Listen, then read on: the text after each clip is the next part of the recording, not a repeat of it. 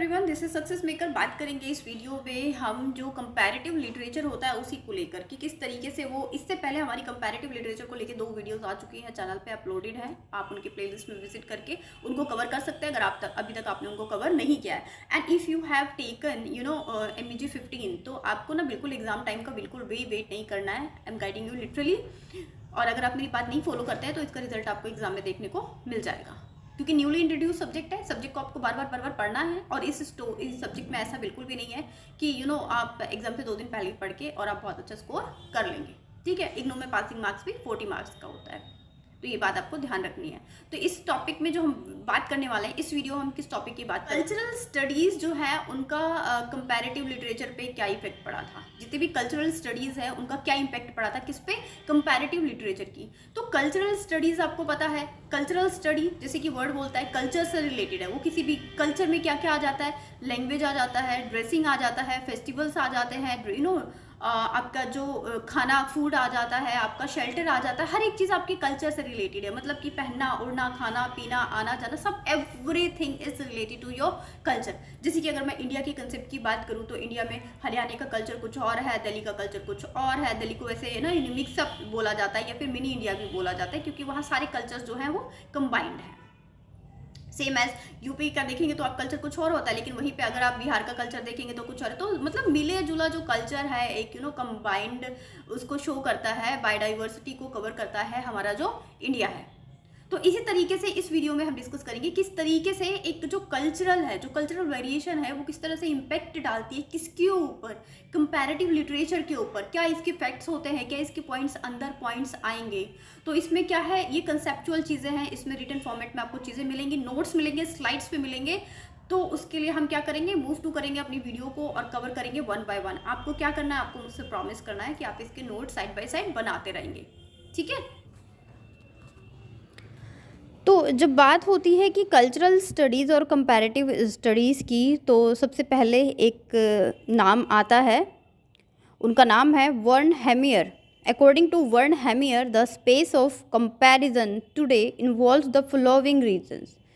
अभी बात करते हैं नंबर 1 पे, artistic production studies by different participle disciplines. Artistic productions studied by different disciplines. अलग अलग लोगों के द्वारा जो अलग अलग आर्टिस्टिक प्रोडक्शंस किए जाते हैं, ये उसकी बात करते हैं। कंपैरिजन में अब ये बोलते हैं ना कि किस तरीके से कल्चर स्टडीज़ इम्पेक्ट करता है।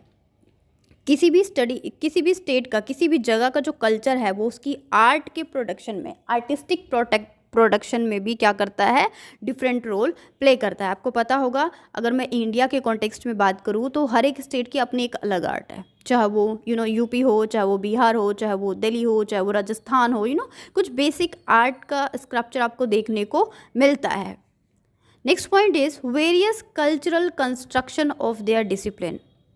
उनके डिसिप्लिन में, उनके वर्क में, उनके कंपैरेटिव लिटरेचर में उनके कल्चर कंस्ट्रक्शन भी देखने को मिलती है। Various cultural construction. अब कल्चर में बहुत सारी चीज़ें आ जाती हैं, जैसे कि कल्चर में खाना पीना, उठना बैठना, सोना, खाने का तरीका, पीने का तरीका, चलने का तरीका, ड्रेसिंग सेंस, फेस्टिवल्स, वेडिंग, हर एक चीज़ कल्चर के अंदर इंक्लूड हो जाती है। फॉर एग्ज़ाम्पल मैं एग्ज़ाम्पल दूँ तो साउथ में देखिए आप, साउथ के जितने भी स्टेट्स हैं वहाँ पे जो मैरिज सिस्टम है वो एक डिफरेंट तरीके से होता है ना। वहाँ पे जैसे बंगाल में देखेंगे तो आप वाइट साड़ी जिसमें रेड बॉर्डर होता है। जैसे कि अभी एक एक्ट्रेस जिनकी शादी हुई थी, नाम मुझे याद नहीं आ रहा, उन्होंने इसी तरीके का कुछ कल्चर फॉलो अप किया था, because she belongs from Bengal, right. तो वहाँ का उनका कल्चर वही है। ये साउथ में देखिए लोग बालों में गजरा लगाती हैं, जो दुल्हन होती हैं या फिर जो नॉर्मल लेडीज़ होती हैं, तो उनका कल्चर अलग है, वो साड़ी पहनती हैं, उनका कल्चर अलग है। यही चीज़ अगर आप राजस्थान की बात करते हैं, राजस्थान पे बहुत कलरफुल कपड़े पहने जाते हैं, राइट। तो वहाँ का कल्चर है क्या, कलरफुल कपड़े पहने जाते हैं। राजस्थान में ऊँट होते हैं, तो उनके जो फेस्टिवल्स होते हैं वो भी उसी तरीके के होते हैं। अब जब हरियाणा साइड में जाते हैं तो हरियाणा में क्या है, उनका जो मेन कॉस्ट्यूम है, क्योंकि कल्चर के अंदर उनका खाना पीना क्या है, दूध दही का खाना बोलते हैं ना, दूध दही का खाना, ये हमारा हरियाणा। सो एक उनका टैगलाइन है, क्योंकि उनको घर का खाना, जिसको टिपिकली बोला जाता है दूध दही घी, ये लोग बहुत खाते हैं हरियाणा के लोग जो हैं। दिस इज़ नॉट क्रिटिसाइजिंग, ये एक कल्चरल डाइवर्सिटी को सेलिब्रेट करता है ये टॉपिक भी और मेरा चैनल भी, राइट। तो समझाने का मतलब क्या है, इस पॉइंट को समझाने का मतलब क्या है कि जो वेरियस कल्चरल कंस्ट्रक्शंस हैं और उनके डिसिप्लिन, इनका भी इफ़ेक्ट पड़ता है किसके ऊपर, कंपैरेटिव लिटरेचर के ऊपर, क्योंकि ये भी कल्चर से रिलेट करते हैं। और next point is pre and post contact culture productions of colonised people. देखिए, जब कॉलोनाइज्ड पीपल होते हैं, एक कॉलोनाइज होते हैं, एक कॉलोनाइजर्स होते हैं, ठीक है। एक होता है कि शासन करता है और दूसरा होता है उसके ऊपर शासन होता है। जैसे कि वी आर अंडर ब्रिटिशर्स, तो हमारे ऊपर क्या किया जा रहा था, हमारे ऊपर शासन किया जा रहा था। हम किन के रूल्स को फॉलो कर रहे थे, ब्रिटिशर्स के रूल को फॉलो कर रहे थे। तो उस तरीके से भी जो कल्चर है वो इम्पेक्ट करता है कंपैरेटिव लिटरेचर को। आपको क्या लगता है आज की डेट में, आज फ्री इंडिया में जो राइटर्स हैं, जिस तरीके का लिटरेचर लिख रहे हैं, क्या उसी टाइप का लिटरेचर लिखा जा रहा था when we are under Britishers? No, क्योंकि इस तरीके का लिटरेचर लिखेंगे, अगर उनको डायरेक्टली क्रिटिसाइज करेंगे तो वो तो पब्लिश ही नहीं होने देंगे, है ना। तो कुछ चीज़ें उस टाइम के, मतलब pre and post contact of cultural production of colonised people, dressing का भी इफेक्ट पड़ा, है ना। अब जैसे कि लिटरेचर में भी बड़ा फॉर्म पड़ा। अब कल्चर तो बहुत चेंज हो गया जब से हमारे ऊपर ब्रिटिशर्स ने ओवर रूल किया। देखिए इंडिया का कल्चर क्या था, अभी पूरा वेस्टर्नाइजेशन होता जा रहा है। किसकी वजह से? उसी की वजह से, ग्लोबलाइजेशन की वजह से भी हो रहा है, ग्लोबलाइजेशन की वजह से भी वेस्टर्नाइजेशन हो रहा है।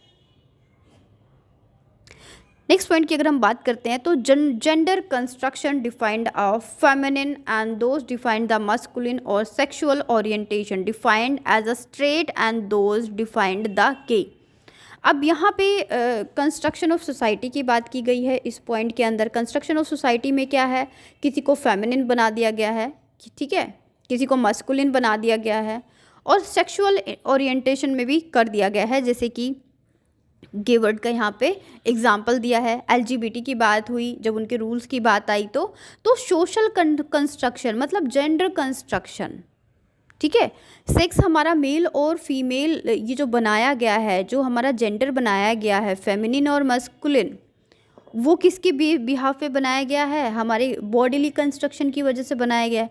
और सेक्सुअली ओरिएंटेशन भी बनाया गया है, जैसे कि उसमें गे का या दूसरा एग्जांपल आ सकता है। मतलब जो लव अफेयर को लेके, जैसे लड़कियों के टूवर्ड्स जो लव होता है, या बॉयज़ का बॉयज़ के टूवर्ड्स जो होता है, तो इस चीज़ को लेकर तो लिटरेचर इम्पेक्ट करता है। अब देखिए बहुत सारे राइटर्स हैं जिनकी जब आप वर्क पढ़ेंगे तो आपको लगेगा कि उन्होंने किसी एक पर्टिकुलर जेंडर को लेकर लिखा है, ठीक है। अगर मैं बेसिकली विमेन राइटर्स की बात करूँ तो ज़्यादातर उन्होंने किसको लिखा है, फीमेल की सिचुएशन को इलाबोरेट करके अपना राइटिंग वर्क किया है कि नहीं किया है, आप खुद बताइए। बहुत सारे राइटर्स हैं जिन्होंने इस तरीके के राइटिंग वर्क किए हैं। तो इस तरीके का जो कंस्ट्रक्शन होता है वो भी लिटरेचर के ऊपर इम्पेक्ट डालता है, क्योंकि जिस तरीके के कल्चर में कोई रहता है, अपने आसपास देखता है, तो उसका डायरेक्ट रिलेशन होता है किससे, लिटरेचर के अंदर, और कंपैरिजन होता है। जस्ट लाइक इंडिया में आज के डेट में कोई लिटरेचर लिखा गया, अब उसमें किसी विमेन की कंडीशन को शो किया गया, ठीक है। अब वही लिटरेचर, जैसे कि कलर पर्पल आपने देखा होगा, कलर पर्पल एक नोवेल है जिसको लिखा गया है, तो उसके अंदर भी क्या है, एक विमेन की सिचुएशन को प्रेजेंट किया गया है। अब अमेरिका में सपोज करो का कंपैरिजन हो रहा है, इंडिया का अमेरिका के राइटिंग के साथ हो रहा है, ठीक है। तो अब इसी टाइम पीरियड पे अमेरिका में भी कोई विमेन ने कोई लिटरेचर लिखा होगा, तो दोनों लिटरेचर के बीच में कंपैरिजन किया जाता है, देखा जाता है कि दोनों लिटरेचर में किस तरीके का कल्चर दिखाया गया है, किस तरीके का कल्चर है, किस तरीके का नेचर है, किस तरह के वीमेन की सिचुएशन है, किस तरीके से वहाँ पे जो मेल हैं वो हैं, किस तरीके की सोसाइटी है, सोसाइटी के क्या रूल्स हैं, वीमेन किस तरीके के स्टेप्स उठा रही हैं, वो वर्किंग है, नॉन वर्किंग है, किस तरीके की सिचुएशंस है। तो ये सारी चीज़ें जो हैं वो कंस्ट्रक्ट की जाती हैं इसके अंदर। Next thing is racial and ethic modes of signifying. Racial मतलब जब कॉम्प्लेक्शन को लेकर डिफरेंशियस की बात होती है, जब रंग को लेकर डिफरेंस दिखाया जाता है, तो ये भी कंपैरेटिव लिटरेचर को इम्पेक्ट करता है। अब देखिए ये मुझे बताने की ज़रूरत नहीं है, हमारे अंदर ये जो रेशियल नाम की चीज़ है ना, ये ऐसा लगता है आज भी। देखिए डेट की जब लोग शादी के लिए लड़की देखते हैं तो क्या देखते हैं, लड़की बड़ी सुंदर होनी चाहिए, लड़की बड़ी गोरी होनी चाहिए। अगर कॉम्प्लेक्शन डल है तो वहाँ पे बड़ी प्रॉब्लम्स क्रिएट होती हैं, और ये बात मैं कोई बहुत नई नहीं बोल रही हूँ, आप किसी भी शहर में रह रहे हैं, दिल्ली, मुंबई, आप कहीं भी रह रहे हैं, इनफैक्ट दिल्ली जो कि इतना कैपिटल माना जाता है, वहाँ पे भी इस चीज़ को बहुत तवज्जो दी जाती है। If you are with fair skin, तो आपके रिश्ते जो हैं वो बहुत आसानी से मिल जाते हैं। लेकिन अगर आपका डल कॉम्प्लेक्शन है, चाहे आपकी इंटेलिजेंसी थोड़ी ज़्यादा हो, तो वहाँ पे थोड़ा सा डिफ्रेंशिएट देखने को मिलता है। यहाँ पे मैं किसी को भी क्रिटिसाइज़ नहीं कर रही हूँ, बस जो भी टॉपिक है उसको इलाबोरेट और आपको अच्छे से अच्छा कैसे समझ में आए उसके लिए एग्जाम्पल्स दे रही हूँ। Next point is articulations of meaning and material analysis of models of production and circulation, की किस तरीके से जो वर्क हैं वो सर्कुलेट होते हैं और कितनी वैरायटी उसमें देखने को मिलती है। The old word conceptualisation based on, conceptualisation किसके ऊपर बेस करता है? ऑथर के ऊपर, कि कोई भी चीज़ है वो लिखी गई है या कंसेप्ट लिखा गया है तो किसके ऊपर बेस करता है? ऑथर के ऊपर, जिसने उसको लिखा है। नेक्स्ट पॉइंट इज नेशन, कौन सा देश है वो। पीरियड, किस टाइम पीरियड पे लिखा गया है। जॉनरा हैज़ बीन डिस्प्लेड, कौन से जॉनरा में लिखा गया है, कौन से टाइप से लिखा गया है।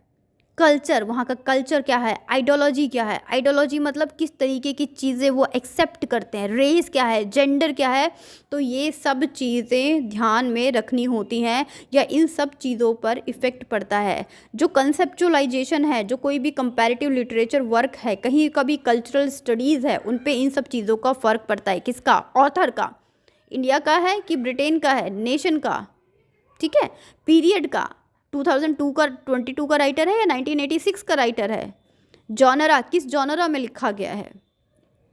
उसके बाद कल्चर, इंडिया का कल्चर है, अगर इंडियन राइटर लिखेगा तो इंडियन की कल्चर को इलेबोरेट करेगा, वहीं पे ब्रिटेन का राइटर लिखेगा तो ब्रिटेन की कल्चर को दिखाएगा। आइडियोलॉजी, कौन सी आइडियोलॉजी को फॉलो कर रहा है। रेस, ठीक है, रेस का भी इफेक्ट पड़ता है। उसके बाद जेंडर, मैन है तो मैन के तरीके से लिखता है और फीमेल है तो फीमेल के तरीके से लिखता है। इस तरीके से कोई भी जो राइटिंग वर्क है वो कंपैरेटिव लिटरेचर की फॉर्म में आती है या जनरल लिटरेचर। अगर ये क्वेश्चन आता है कि एक किस तरीके से पता चलता है क्वालिटीज़ ऑफ लिटरेचर या how to be find the basic conceptualisation of literature, तो बेसिक कंसेप्चुलाइजेशन यही आएंगे उसके अंदर भी। बट हमारा क्या था, हमारा टॉपिक था cultural, how cultural studies impact on comparative literature, कि कल्चरल स्टडीज़ का किस तरीके से इम्पैक्ट पड़ता है। मतलब एक तरीके से कल्चर का, एरिया का, जेंडर का, इन सब तरीक़ों का किस तरीके से इफेक्ट पड़ता है कंपैरेटिव लिटरेचर का। ये मैंने आपको बहुत अच्छे से, जितना मैं इलाबोरेट कर सकती थी मैंने आपको समझाया। अब आपका काम क्या है, आप इस वीडियो को 2 बार सुनेंगे और इसके कुछ मेन पॉइंट्स को लिख लेंगे, that's enough. Thank you so much. This is success maker. Video अच्छी लगती है तो बिल्कुल भी वीडियो को लाइक करना ना भूलें। एक बात मैं आपको और बता दूं, कुछ स्टूडेंट्स को लगता होगा लाइक करने से पैसे मिलते हैं, तो ऐसा बिल्कुल भी नहीं है, ठीक है। लाइक करने से मोटिवेशन मिलता है, मैं आपके लिए काम करूँ। ये नई बुक है, इसको पढ़ाने के लिए मुझे खुद पढ़ना पड़ता है। मैं 2 घंटे पढ़ती हूँ तब जाके एक 10 मिनट की वीडियो प्रिपेयर होती है। तो आपका भी तो इतना है कि अगर कोई टीचर आपके लिए काम कर रहा है तो एटलीस्ट आप एक लाइक तो दे सकते हैं ना। अगर आपके लिए इतनी मेहनत हो रही है, कंटेंट को पढ़ा जा रहा है। आप जानते हैं अभी भी यूट्यूब की दुनिया में प्रेजेंटली किसी ने भी MUG15 पे काम नहीं किया है, बट अगर आपके कमेंट्स को देखकर, आपकी रिक्वेस्ट को देख के काम शुरू किया गया है तो एटलीस्ट आप मोटिवेट कर सकते हैं मुझे। मैं होप करती हूँ कि मेरे साथ वो स्टूडेंट्स जुड़े हैं, वो फ्रेंड्स जुड़े हैं। मैं तो आपको छोटे भाई बहन समझ लो या फिर दोस्त समझ के, स्टूडेंट समझ के पढ़ाती हूँ। अगर आपको अच्छा लगता है, कंटेंट समझ में आता है तो आप वीडियो को लाइक ज़रूर करें, ठीक है। Thank you so much. This is success maker. Stay connected, stay healthy.